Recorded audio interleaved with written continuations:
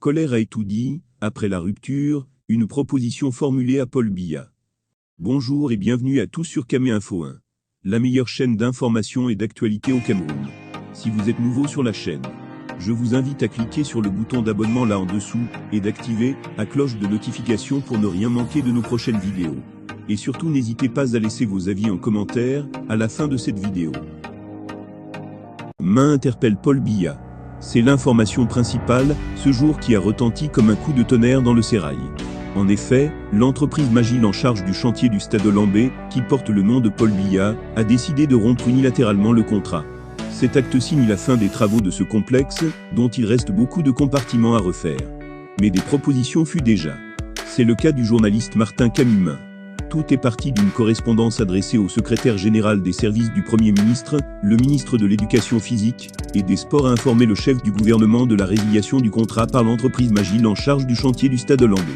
Sous réserve de ce que diront les experts en construction du type Olambe, je propose en plus de l'ouverture d'une enquête, la mise en concession immédiate de ce stade qui pourrait permettre à un fonds financier de l'achever et l'exploiter pendant quelques années au lieu de tout perdre, a souligné Martin Camumin. Coup de tonnerre, Magil résilie son contrat avec le Cameroun, Paul Biya en colère, des têtes vont tomber. C'est un véritable coup de tonnerre, mais qui ne surprend pas grand monde. Depuis plusieurs mois déjà à l'issue de la Coupe d'Afrique des Nations, le complexe Olambe a été abandonné. Les travaux n'ont plus évolué. L'on apprend à travers un courrier du ministre en charge des Sports que le constructeur Magil a procédé à une résiliation unilatérale du contrat. En date du 6 décembre 2022, nous avons reçu une correspondance de l'entreprise Magil Construction Corporation, nous annonçant son intention de résilier, dans un délai de 30 jours, le marché relatif à l'achèvement des travaux du complexe sportif de Lambé. Sans attendre ce délai, ce qui semblait alors n'être qu'une intention, est devenu une décision de résiliation unilatérale, exprimée dans une nouvelle correspondance datant du 21 décembre de cette année, dans laquelle Magil nous informe qu'à partir du 5 janvier 2023, l'affaire sera portée en arbitrage international.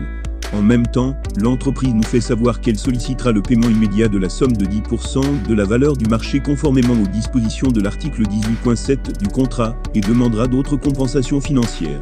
Mais en réalité, la décision prise par Magil de résilier unilatéralement le contrat d'achèvement des travaux du complexe sportif de Lambé n'est nullement une surprise, car après la signature du dit contrat, les actes posés par Magil démontrent des intentions malsaines, lit-on dans le courrier.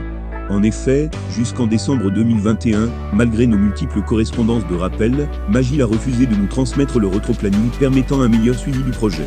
Il en est de même de l'avant-projet sommaire A de la phase 2, dont la programmation nous a été transmise seulement en juin 2022. Pendant 2 ans, en dépit des efforts de l'État, pour fournir de la trésorerie à Magil.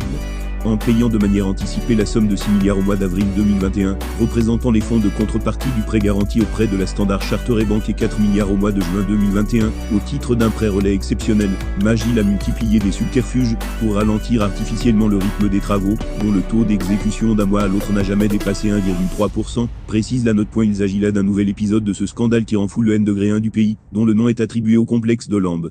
Aux nouvelles, Paul Biya serait très en colère et devrait sans doute procéder. Là, nous sommes au terme de la vidéo.